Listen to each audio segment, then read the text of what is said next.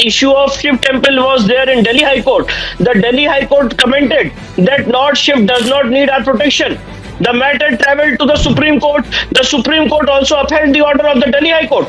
When it came to Jagannath Puri Rath Yatra, if you recollect in 2020, the Rath Yatra was stopped by the Supreme Court saying that Lord Jagannath will forgive us.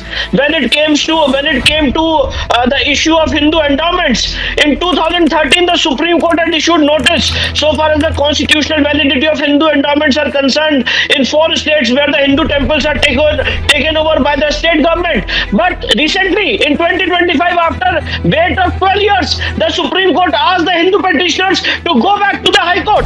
So there is judicial discrimination which is happening. And very important point I want to highlight, that these judges who are sitting on the Supreme Court as judges of the Supreme Court, as judges of the High Court, their conduct must be seen after retirement. Let me give you a recent example.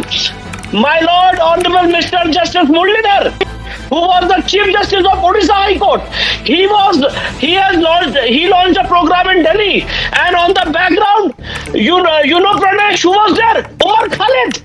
And who was sitting on the dais? Justice Oka. Who was sitting in the front? Justice Rishikesh Roy of the Supreme Court, retired judges of the High Court, sitting judges of the Delhi High Court, and they were pondering together that why Umar Khalid is not given bail. So the question is that if before such kind of judges, when they were occupying power, when they were occupying position, if we go and make our arguments for a deity, these are the comments which I understand the larger point you're making, Vishnu Shankar Jain, but we are not in the business of ascribing, motives to the judges. That's not what we are trying to do. We are only discussing. No, Pranesh, this is an ecosystem. Yeah. Please try to understand. It's the ecosystem. Yes.